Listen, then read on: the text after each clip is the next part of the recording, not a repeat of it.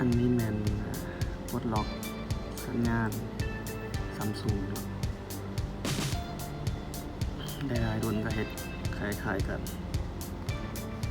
ตัวนี้ไปได้ห้องใส่ซิมแล้วเข้าไปปุ๊บมันสิเข้าหน้าเมนูบ่ได้มันติดให้ใส่โค้ดเพื่ออันล็อกถ้าว่าเรามีโค้ดเราก็เอาโค้ดใส่แล้วก็กดตัวอันล็อกแต่ว่าถ้าเราจะเข้าเมนูปกติก็กดมันก็เข้าปกติเข้าได้แต่ว่าบ่สามารถโทรได้หรือว่าใส่งานได้บอกว่าฉุกเฉินเท่านั้น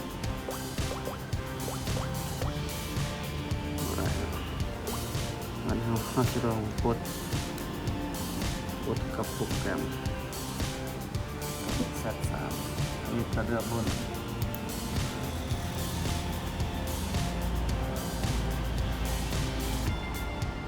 เลือกรุ่นนะ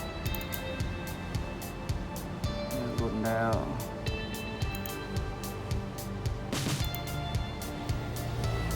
เลือกรุ่นแล้วเลือกพอร์ตเลือกพอร์ตนะเลือกพอร์ตคอมแล้วก็เลือก ADB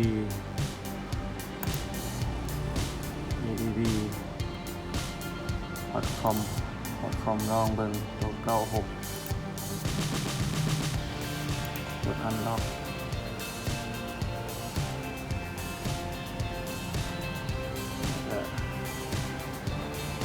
กดอันล็อกนะ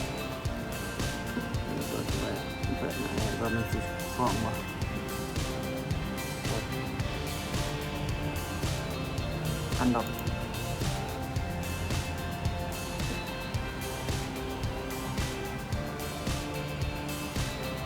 อันนี้มันโมเห็นโทรศัพท์พอร์ตคอมเสียหายแล้วลองออโต้เข้าซีแล้วเมืองเปลี่ยนพอร์ตเข้าซี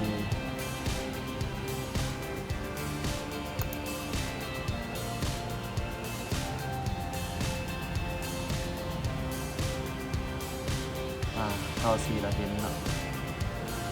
นี่ถ้าเรากดมันกินกด96พอเห็นมันนี้มากดเข้าซี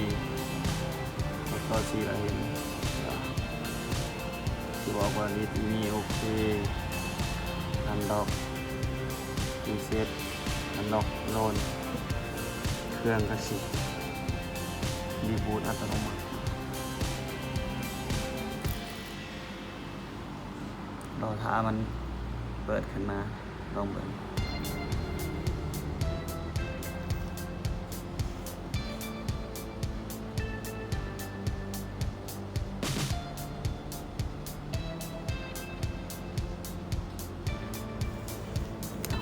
ตัวนี้เลยตัวหน้าต่างตัวนี้มันบอกว่าแล้วล่ะเราเปิดตัวเกียมที่ใส่งานตัวนี้ใส่ซิมเข้าไปแล้วใส่ซิมเข้าไปเป้าไปก่อนนานนั่นแหละเห็นบอลสังเกตว่าเทิงซีสังเกตว่าเปิดเครื่องมามันสีบมีบอลให้ใส่รหัสพิจารณาแล้วสังเกตว่าบางทีมันจะมีเราโทรคมอยู่แต่ว่าตอนนี้มันหายไปลองกดโทร121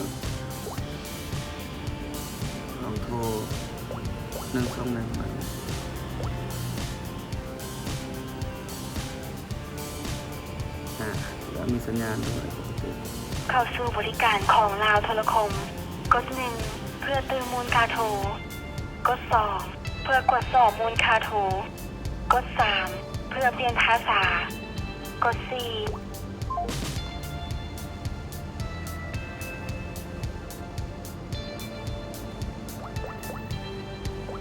วัดเบอร์